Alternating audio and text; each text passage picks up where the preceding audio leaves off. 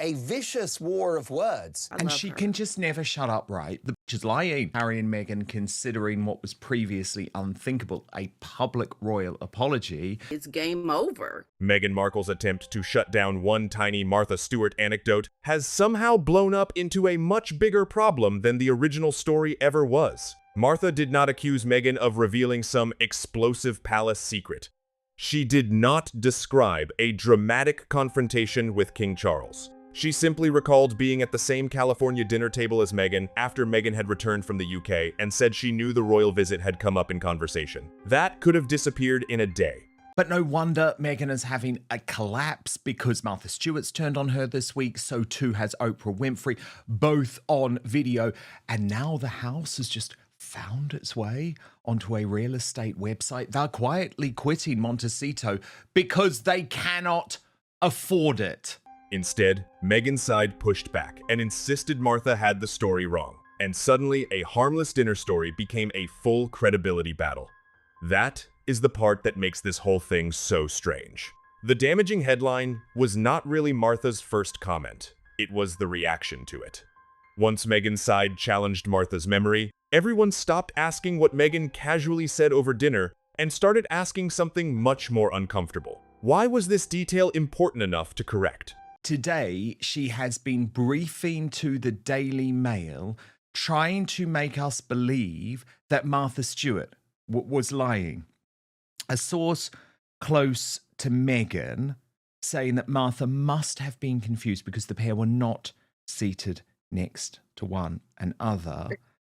If the conversation was really as innocent as Meghan's camp insisted, then there was almost nothing to defend. The reaction made a tiny story look sensitive, and the more sensitive it looked, the more attention it attracted. Martha's own description is not complicated. She first said she had dinner with Meghan, then quickly clarified that Meghan was simply at the same table and was not actually her guest. She also made clear they did not spend the evening in some deep, private conversation. They barely spoke directly. I had dinner with Meghan Markle the other night. She had just gotten back from the palace. She was talking about it. Martha's point was simply that Meghan had recently returned from the palace and that she knew Meghan had been talking about the trip. That is a very limited claim, which is exactly why the rebuttal ended up sounding so much louder than the anecdote itself. Then Meghan's side tried to narrow the story. The argument was that Martha had misunderstood the situation because the two women were not seated beside one another, and that Meghan had only been asked about her European vacation before replying that it was nice. Right, just make it worse, don't you? Just make it worse for yourself. Like, just shut your mouth. We don't believe you. And we believe Martha because she keeps it real. Like, why would she be confused or make something up like that? This woman is winning, and you're not. So we know the person that is not winning is going to lie, make up things. But that does not automatically contradict what Martha said. Martha never claimed Meghan leaned over and whispered royal secrets directly to her. She said they were at the same table, and she was aware Meghan was discussing the trip. At a dinner table, those two things can obviously happen without people sitting shoulder to shoulder. So instead of killing the story, the correction gave it a second life. She still has it. She's going to say what she wants to say. And it doesn't matter. And bless Martha Stewart for coming out and even saying this. I think a lot more celebrities that have been in contact with Meghan need to call her out. They need to say things. Before we continue, I want to mention something really quick. Organizing your family's important information is one of those things most of us know we should do, but we keep putting it off. That's exactly why there's the Family Vault. It gives you one place to organize your important documents, insurance, medical information, passwords, and more, so everything is easy to find when it's needed. You'll find the link in the description, or you can scan the QR code on your screen. That's all. Now, let's get back to today's story.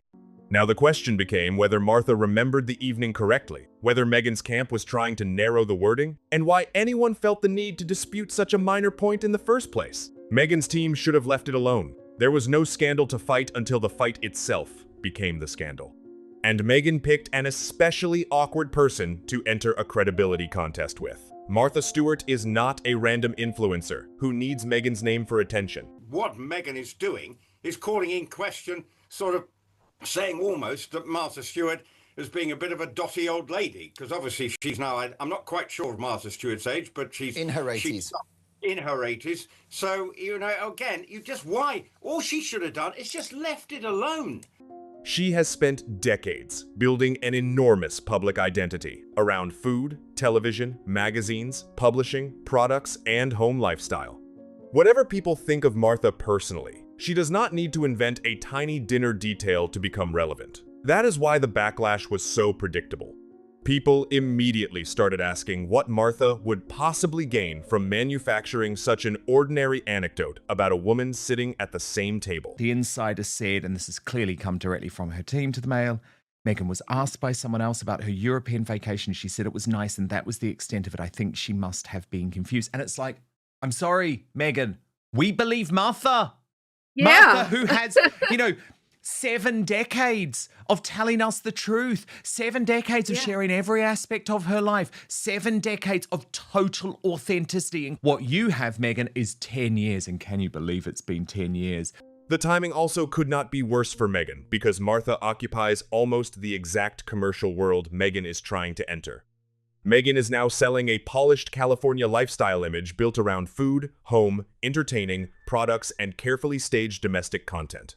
Martha already built that empire decades ago. So, when these two names end up in the same story, the comparison is unavoidable. Meghan is still trying to convince the public that her lifestyle brand has authority. Martha is one of the people who defined what that kind of authority looks like in American celebrity culture. It doesn't sort of follow, so go from there. Martha Stewart is bluntly calling out Meghan. We were at the same table, but she wasn't my guest. They're not direct friends. You can't be actress to a princess to a homemaker. She can't cook. She's back from the palace and talking a bit about it. She didn't keep it private. Yes, this bombshell from Martha Stewart, courtesy of People magazine, now on video, and it's even more delicious. That is why Martha's other remark landed even harder than the dinner story. She spoke about how difficult it must be to move from actress to princess to homemaking personality on television, because those identities do not naturally connect. She did not scream at Meghan or launch some dramatic insult. She barely needed to. The observation hit exactly where Meghan is most exposed right now. The question of whether the lifestyle persona feels organic or whether it looks like another reinvention built around whatever brand opportunity is available next. And actually, there's a very unfortunate bit of language there, Grant, because a source close to the Sussexes has said that Martha Stewart must be confused. Now, I think that's quite a rude phraseology, given the fact that Martha Stewart is 85 years of age. For Meghan, that comparison is brutal, because Martha is the finished version of the business model Meghan appears to be chasing. Recipes, television, products, retail recognition, homeware, magazine culture, years of brand discipline. Martha has already done all of it at a scale Meghan has not reached. That does not mean Meghan cannot build her own successful business, but it does mean publicly challenging Martha's recollection is unusually risky. The total opposite, P. Diner, of Martha Stewart, who you can just tell is just speaking the truth, right? Oh, yeah. If you are entering somebody else's strongest category, you probably do not want the public conversation to become a question of whose credibility carries more weight. And the story gets more dangerous the moment the royal family enters it. The royal household would obviously have reason to pay attention, because any private meeting involving the king comes with expectations of discretion. There is also a much less dramatic explanation for the dinner itself. Somebody may simply have asked Meghan whether she enjoyed the trip, whether it was nice seeing her father-in-law. She's an incredibly accomplished person, as you've said, Rupert. She is a multi-millionaire and an American cultural icon. So why would she lie about what Meghan may or may not have said at a dinner party? Martha Stewart doesn't need the clicks. Yeah. She doesn't need the headlines. She doesn't need the money. And Meghan answered politely. That is completely plausible. But even that innocent version still leaves the same uncomfortable result. A supposedly private royal reunion is now being dissected through a Hollywood dinner party dispute. That is the last thing a fragile reconciliation story needs. If Harry and Meghan are genuinely trying to rebuild trust with King Charles, every small leak, recollection, correction, and anonymous response becomes more important than it would be in a normal family. It's the most difficult thing to do, to admit you're sorry and that you are wrong for what you have done. And that is too difficult, and they won't do it. And the most difficult things to do in life are usually, most often, the right thing to do.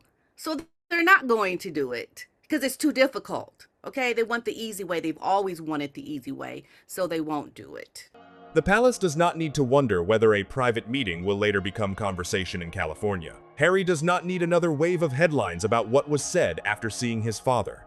And Meghan certainly does not benefit from turning the words private reunion, and Martha Stewart was confused into parts of the same public mess. There is another awkward layer here too. Dinner parties are normally private social spaces, and most hosts would not be thrilled if casual conversations between guests later became public discussion.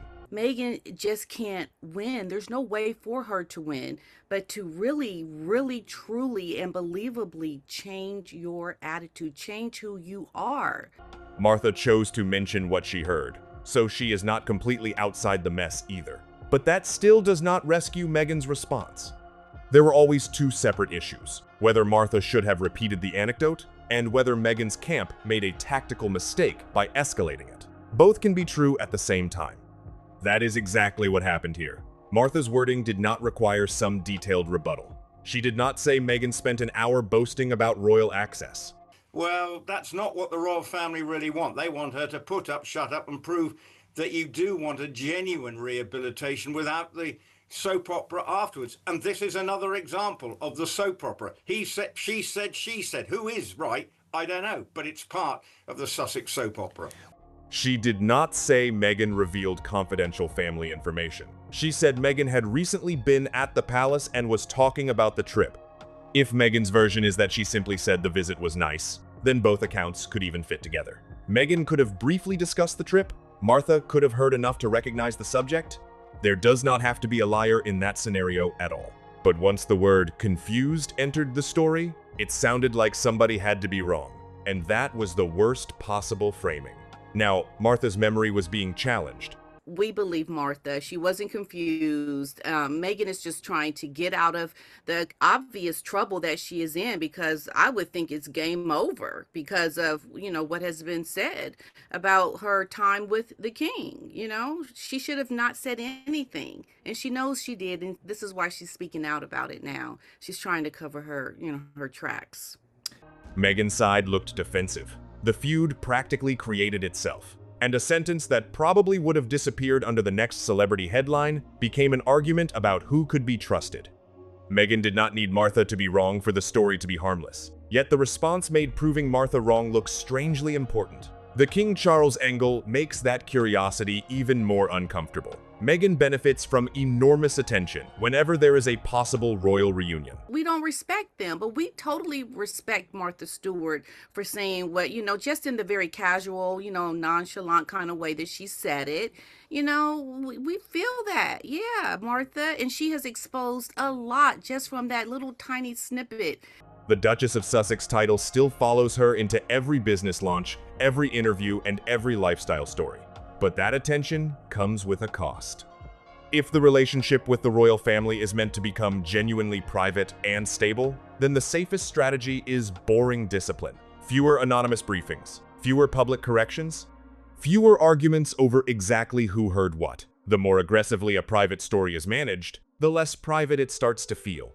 That tension has followed Meghan into her lifestyle era from the beginning. What we can interpret from that is that, Grant, Martha Stewart does not like Meghan Markle. No, I don't think she does. She is trying to build an identity that looks warm, calm, domestic, and independent from palace drama. Yet the royal connection still magnifies almost everything she does. A jar of jam becomes royal-adjacent news because it is Meghan. A television appearance becomes a referendum on the Duchess brand. Nothing is working. Like, what has worked for them, Dan? What? Well, of course. Nothing. A dinner anecdote becomes a palace trust story because Martha mentioned where Meghan had just been. Meghan cannot fully separate those worlds while still benefiting from the attention created when they collide. And then, in the middle of all this, Meghan is promoting cookie queens and leaning even harder into the wholesome side of her image. She talks about young girls, kindness, confidence, and trying to make the world better. On its own, that is exactly the kind of soft-focus message a lifestyle brand would want. Why does Meghan feel, and this is the problem also for the royal family, because she does want to be seen to be back in the royal fold for her brand's sake. And yes, she may be having a quiet dinner party in Montecito amongst her celebrity friends or acquaintances, I should suggest.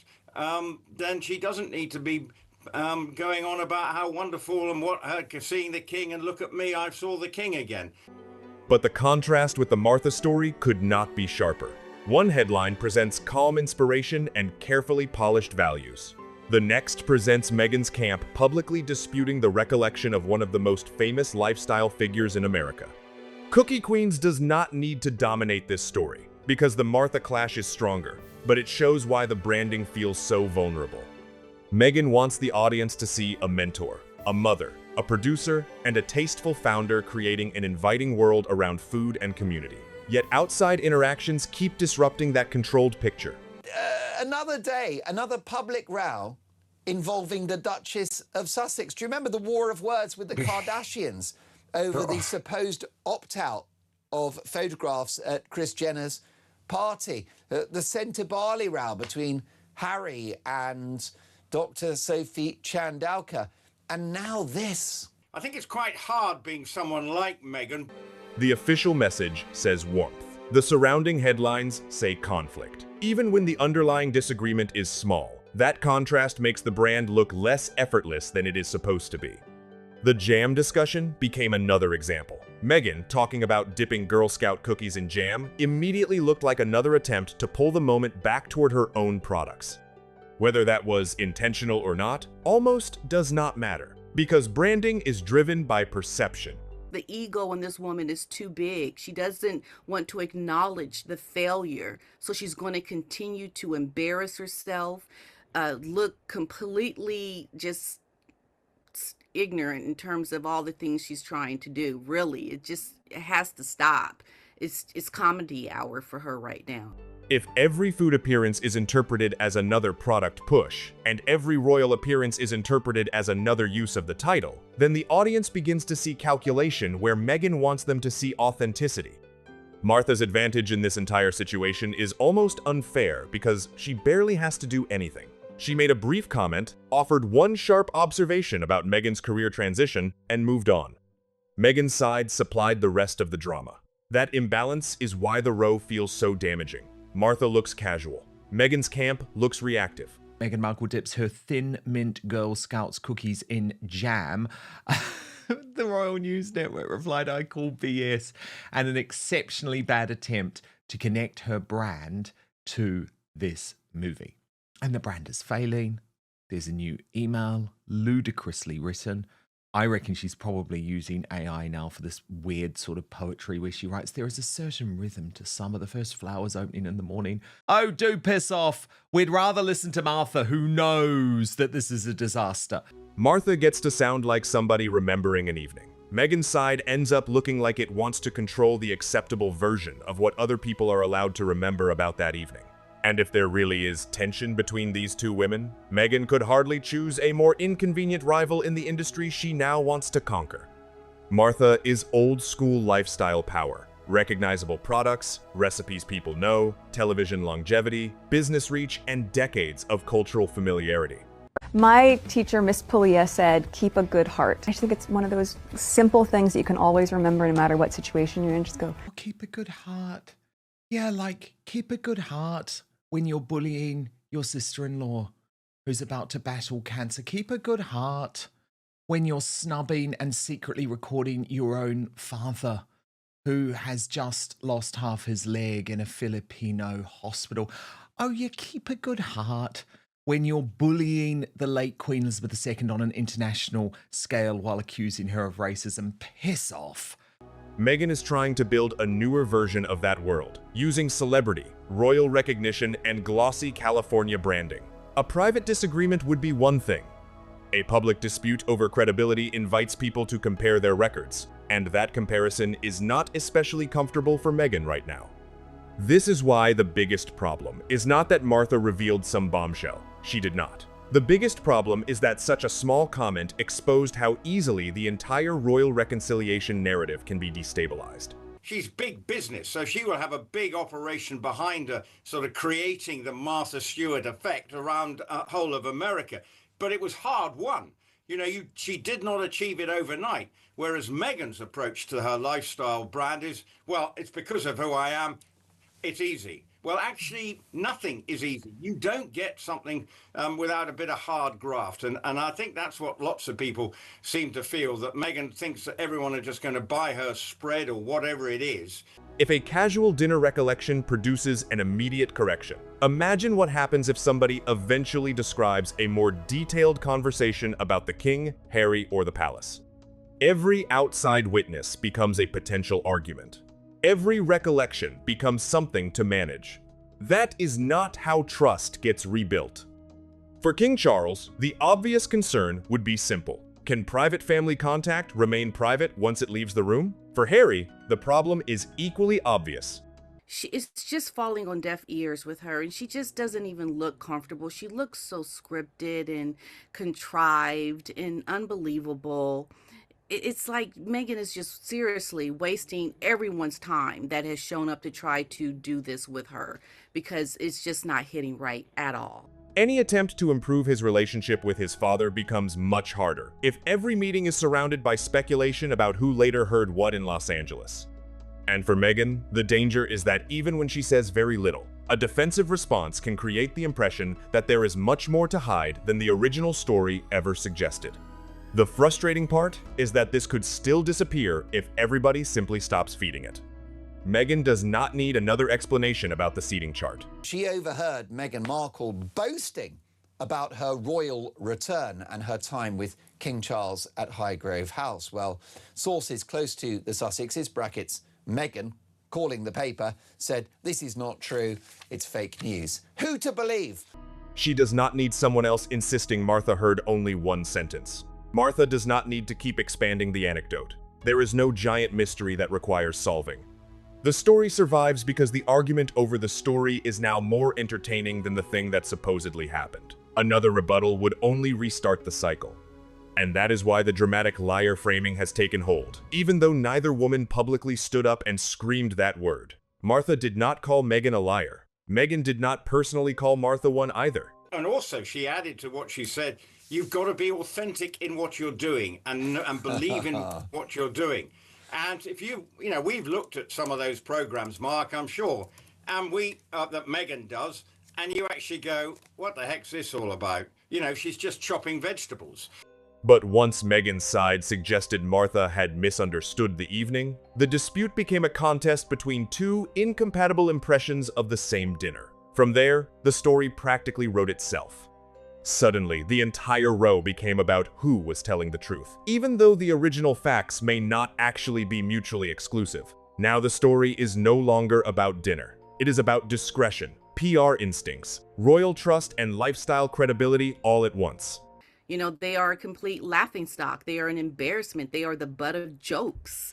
They are not to be taken seriously. And Harry is not making nearly the money that he had hoped. I mean, he has come down on his asking price for even giving speeches now. Before we continue, one quick thing. One thing I've realized is that most families don't have their important information organized in one place. That's exactly why I recommend the Family Vault, a simple, printable, and fillable organizer where you can keep everything from important documents and insurance to medical information, passwords. You'll find the link in the description, or you can simply scan the QR code on your screen. Now let's get back to today's story. Martha's name drags Meghan into a comparison with a woman who already owns enormous authority in the market. Meghan wants to enter. King Charles drags the argument back toward the palace and the unresolved question of whether private royal contact can stay private. This isn't about Harry and Meghan admitting they were wrong about everything one insider tells naughty but nice. It's about acknowledging that the past 5 years has caused enormous pain. The debate now is over what an apology should say, and just as importantly, what it shouldn't. Cookie Queens and the jam conversation make the contrast with Meghan's polished new image even more obvious. One tiny anecdote managed to hit every vulnerable part of the brand at the same time.